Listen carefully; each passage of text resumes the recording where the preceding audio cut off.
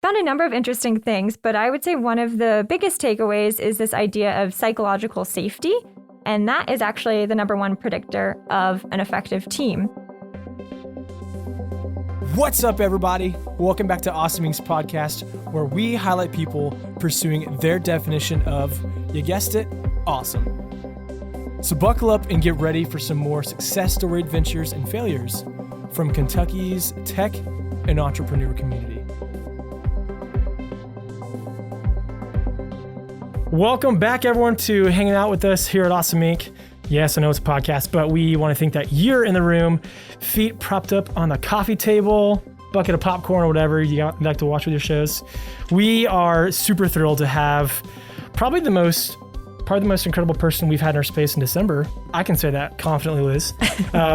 Jamie is a boomerang. I'm going to steal a bit of Liz's thunder, who's been all around the world, East Coast, West Coast, and has popped back into Kentucky.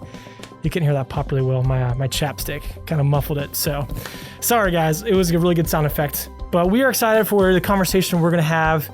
There's going to be quite a bit of fun. And I'm actually going to pass it off to my PIC, my partner in crime. I've never heard that made into an acronym before. Yeah, I heard it, I think, on a Disney Channel show when I was a kid. So it is a thing? You're not just forcing it to be a thing? No, okay. I'd like to think so. I mean, okay. I could say PIC, my partner in conversation, because that's more so what this is. I see what you partner did there. in crime sounds better. So Liz, take it away. I'll shut up. Sounds good. Hey guys, I'm Liz. I am with Venture Labs, our newest program here at Awesome Inc. We are helping corporate companies stay innovative. But how we're having fun with that is we've been bringing some of the best friends of Venture Labs onto the show. Garrett has kindly let us host them. So a big part of my job at Venture Labs, as a reminder, is building a community of people who care about innovation as much as we do. And we've got another one today. So I'm going to introduce Jamie here in a second. But before I get started, speaking of building that community, I'm going to make an absolutely shameless plug for our newsletter. We are building our bi-monthly newsletter. If you want to be a part of what we're doing here, if you want to get the link to this podcast that Jamie,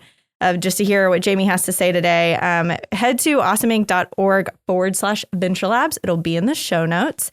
And we would love to hang out in your inbox a couple times a month. So today we have Jamie. She is a boomerang, which, as Garrett said, is a term we are desperately trying to normalize at Awesome Inc. She grew up here. She left to spread her wings at Cornell. She's spent time at Google and has, for now, it sounds like, decided to come back, take advantage of some remote learning and further her career. So Jamie, I'll let you tell us a little bit more about who you are, where you come from, what you spent time doing, and what you're up to now. Sounds great. It's awesome to be here. Thank you for the kind intros.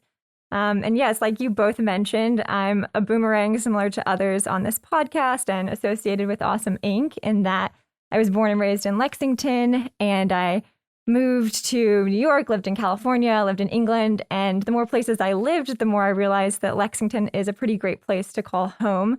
And I'm excited to be back here, returned back in April of this year.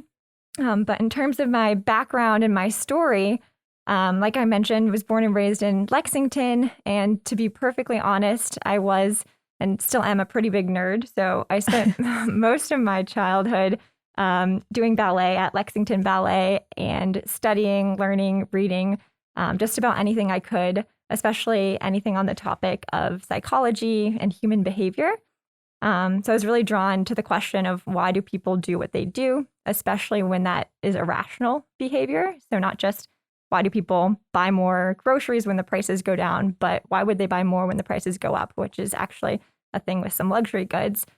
So trying to just explore different human biases and make sense of them.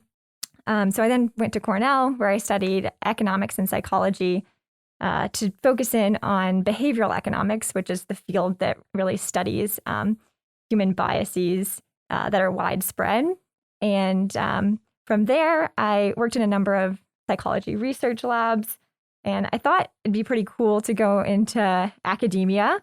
It seemed pretty great to just come up with different research questions, study them, and then get to write them up and go on to your next project. But I actually realized it'd be much cooler to put these great findings into practice. And that's where I actually realized Google was a company that did just that. They hired a number of psychologists and statisticians, and they used all these interesting findings and research methods and theories from social sciences to apply them to their workplace. So that led me to the path to Google, where I worked in a number of roles there. And yeah, like Liz mentioned, I'm back in Kentucky, focusing on getting my MBA at Vanderbilt, actually, and looking to do something a bit more entrepreneurial. But excited to dig in to some of the different research that I worked on while at Google and just different topics on innovation and team building and things like that. That's great. We love people who do both corporate and entrepreneurial stuff. So you're in the right space. So you and I talked a little bit about your history, Garrett, as well. But a lot of what you did, it sounds like at Google, and correct me if I'm wrong, was a lot around people analytics and design thinking. So can you dig into maybe one or both of those a little bit? What did that mean for your role? How did you take some of that research and apply it to, like, what was your day-to-day at Google? Yeah, so people analytics is the practice of using social science research methods and theories to inform your people practices, programs, processes. So basically using rigorous research to inform everything you do at the company from the people perspective. And I wouldn't say there was necessarily a typical day-to-day at Google, as the work really varied. And actually, I started in a rotational program. So one of the first teams that I was on was a people development team. And that's the team where we did a number of workshops. We did design thinking workshops, unconscious bias trainings, nuclear orientation, which was a whole series of workshops and programs for 2 days. But to focus in on the design thinking workshop that we ran, it was really adapted from the design school at Stanford. So if you're familiar with, they call it the D School, design thinking frameworks. It was adapted from that, where you start with empathizing with your users. You then move into expansive thinking, where it's all brainstorming and quantity over quality. And then you go into experimentation and really trying to get some real-time feedback and iterating before, investing a number of resources in an idea without even testing it. So it's a 5-step process. And usually the workshops would run about 2 to 3 hours. And you go through, empathizing, defining the problem, ideating, creating your prototype and testing. And what it really helps with, one, the workshops are really helpful to refine an idea for different product teams. But 2, you're creating this culture where it's okay to not have the best idea. You're creating a culture where it's okay to fail quickly, to have more ideas, which will lead to more good ideas, but also more bad ideas. And people accept that. And some of the skills you learn in that is sort of yes and thinking, rather than just shutting an idea down before it's fully baked. So I think there's a lot of benefits, both in terms of like that 3-hour session where you're creating and innovating and iterating, but also the long-term effects on what it does to the culture. I like that. Jamie, it sounds like you're good at improv based on what you just shared. Oh boy. We also, test. I feel like you're accidentally setting us up for complete success. And I told you a little bit about this, but you told me about this not even knowing about our Venture Labs workshops that we run, which as a lot of our listeners know, one of the things that we love doing here in the area is we go into corporate companies. We take a day of their time typically. So we take what you guys do in 2 to 3 hours and all day. But you basically sort of described and validated what we ask companies here in the Bluegrass to do, which is to bring in your employees, let them just brainstorm. We call it the customer journey, which you're saying is empathizing. So using that empathy muscle to say, what does our customer need? What's missing? What are the problems they're facing?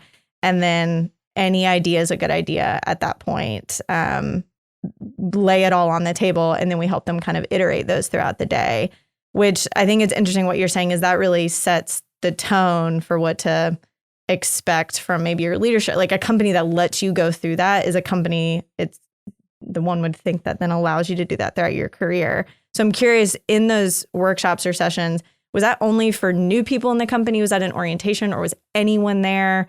Do you guys was that just setting the tone for people who are just joining? Or is it like, hey, if you've got any idea, anyone can be in the room? Yeah, so that's a really great question. And these creative skills for innovation is what they're called. These workshops, they are introduced right when an employee joins the company to signal that, curiosity and innovation, it's something that requires everyone to engage in. It's not just something that one person is responsible for. So that's a big piece. But we also want to share that this is a resource that's available at any point as you're working at the company. And, when you're starting a project, if you want to brainstorm and use some of these tools to really define the problem and iterate what you're going to be working on, it's a really helpful framework to have kind of in your back pocket, and it's available, at any point in time for anyone. And actually, I'll share the link, but there's some great publicly available resources at rework.withgoogle.com, and it has the whole Google slide deck and some notes on running this type of workshop with your team, or even you can run it for others if you want the whole team to be engaged in the process and have sort of a separate facilitator. So we'll include that. That's great. Do you have, and I don't know if this is something you can share, but like stories from those workshops or like moments when maybe a new employee was like, wow, this was the kind of like ethos of a company that I wanted to see. They're letting me do this, or ideas that came out of it. Like, what did you kind of observe for what that did for company culture in those workshops? Yeah, I think I personally heard a lot of feedback where people were just really surprised that the company was willing to take 3 hours out of the day to teach these skills to everyone. And they really appreciated that, even though you're hired as an engineer or a people analyst or some other role, it's important for you to engage in creative exercises, and you're not sort of pigeonholed to that role, but you're allowed to take the time to think creatively, to speak up and suggest ideas, even if you're not a leader. And from my experience, I think managers and leaders, they really modeled this sort of inquisitive behavior and encouraged employees at any level to speak up and share if they have a great idea. And there's even some great examples with Gmail and Chrome, and some of these iconic products have come from just more open thinking, collaboration across different groups. And these are the qualities that you really get out of doing a design thinking workshop or more creative skill type workshop. I'm going to segue us a little bit because I know you did a lot around, people operations, which means people themselves, which means the teams that they're on. And something that we run into a lot that we're helping companies think through is whether you're building an idea building a team around an existing idea, or in our workshops or the custom programs we build for companies, when ideas come out of those workshops or programs, how do you build teams around that? And so I don't necessarily need you to speak specifically to that, but I'm curious about what you learned about teams and building teams, and how do you create curiosity and put the right teams together. So I don't know, what did you learn maybe in your time more around the building of effective teams? That's a great question, and one that Google has done a ton of research on that is publicly available. There was a whole project called Project Aristotle. Google loves code names for things. And this one is really the idea, the quote, the whole is greater than the sum of its parts, which mirrors nicely to the idea of an effective team. And so that research found a number of interesting things, but I would say one of the biggest takeaways is this idea of psychological safety. And that is actually the number one predictor of an effective team. And psychological safety is basically an academic term for feeling safe on a team, feeling like you can take risks and that you're comfortable around your teammates. So you're not afraid to say something stupid. You're not afraid to, be yourself, bring your whole self to work, that type of mentality. And what that research does is it has really created a common language. So when people are starting teams, they're able to do some exercises and engage in certain behavior to really increase the psychological safety of their team early on. And this could be simple things, just getting to know one another. I think I heard the line, the most efficient way to get something done isn't necessarily the best. And I think with teamwork, this is a really nice example of, taking the time, especially in this virtual world, to check in and ask people, how are people doing, before diving right into, we need to get X, Y, and Z done. Let's do it as quickly as possible and move on. I think there's something to be said for letting people share a bit more outside of exactly what you think you need to get done right there. So that was one of the bigger takeaways. And I know you mentioned curiosity, which there's a lot of great research on the importance of curiosity, how, curious people are more effective teammates, higher performers. A number of great benefits go along with that. And in terms of encouraging curiosity at work, there's a few things. I think one, you can start by hiring for curiosity, and that's you could ask questions like, what interests you outside of work? When was the last time you went down a rabbit hole, and what did you find? Those types of questions.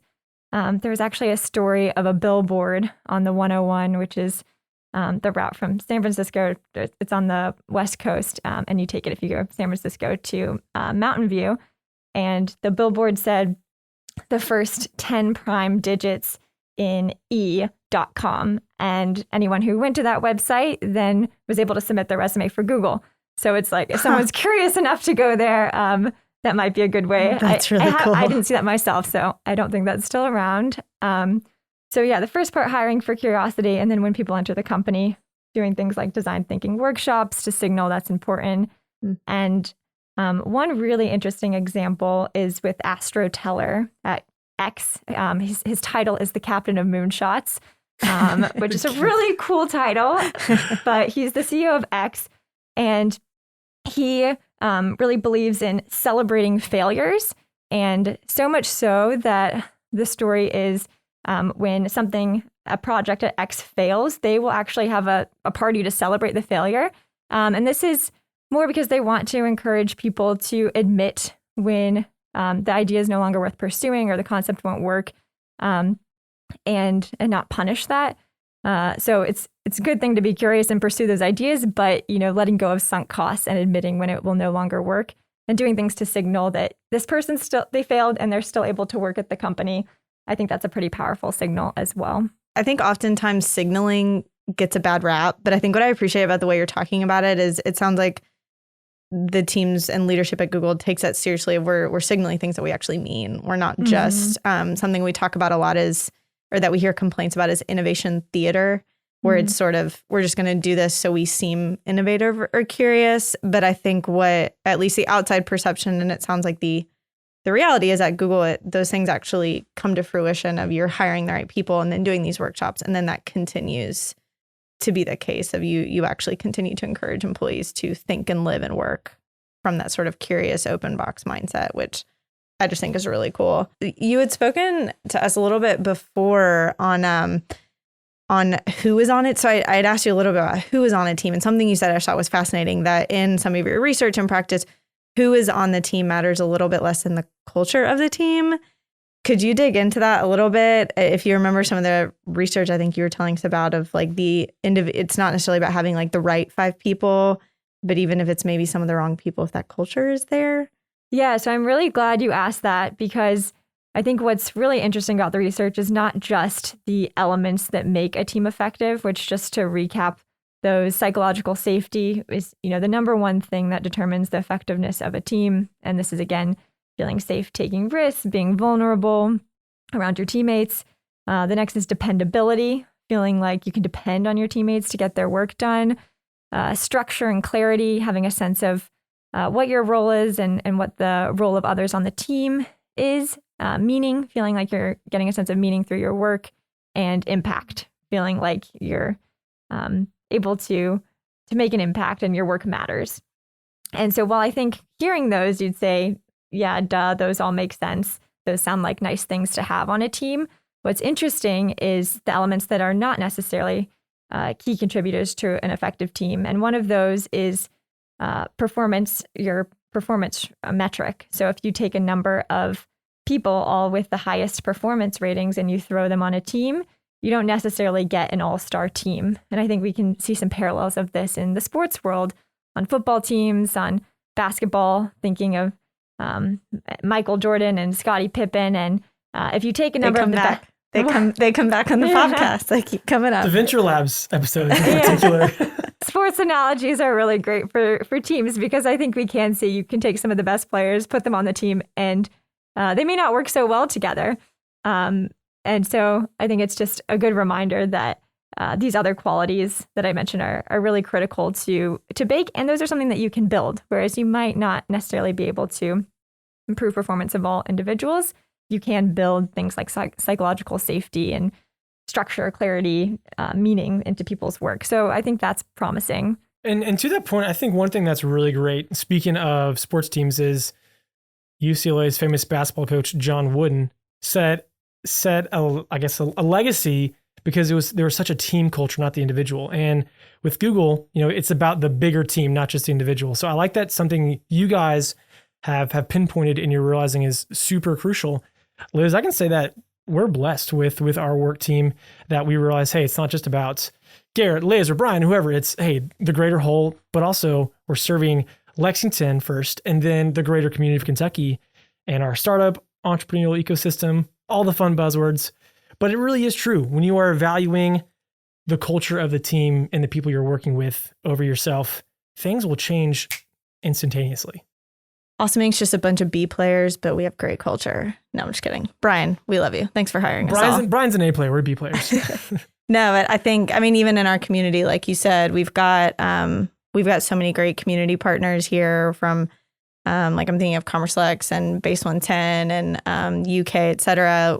And I think all on our own, so it can apply to a company, but also communities as well. That if that culture is there, then you can sort of raise that innovative tide in the Bluegrass region as a whole. But, and I think what's funny when we were talking about Michael Jordan and Scottie Pippen last time, if I remember correctly, sports, is that we were talking about how we often celebrate entrepreneurs and flashy success, especially here in America. Mm-hmm. And it was Ben Atkinson from Toyota was talking about how that's a very American or United States quality.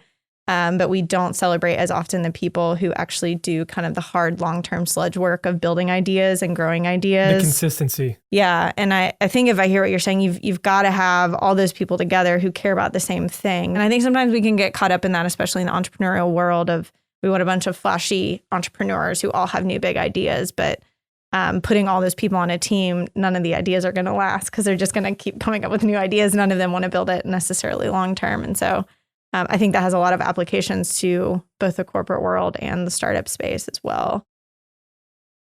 I think that might be a great place to start. I'll give you a second. Is there anything else you kind of wanted to speak to on teams or design thinking? And then we may save the rest of the nuggets for the next episode. Yeah, I think you gave a really nice sort of segue or teaser to talking more about performance management and incentives, because what I was hearing with you saying we celebrate, flashy entrepreneurs rather than consistency, like they do in other cultures, sort of ties to incentives and what motivates people. And so I think that'll be something interesting to dig into with performance management and how you can create the right goals to incentivize the behaviors you want. So I'm excited to dig in there too. Sounds good. We'll talk to you guys next time.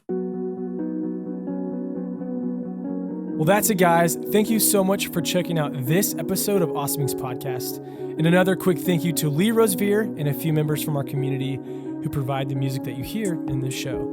Lastly, give us a follow on Instagram, Facebook, all that jazz. Or even better, come on down to our space. Come be a part of our community and get plugged in, and let's start something awesome together. You guys rock. We'll see you next time.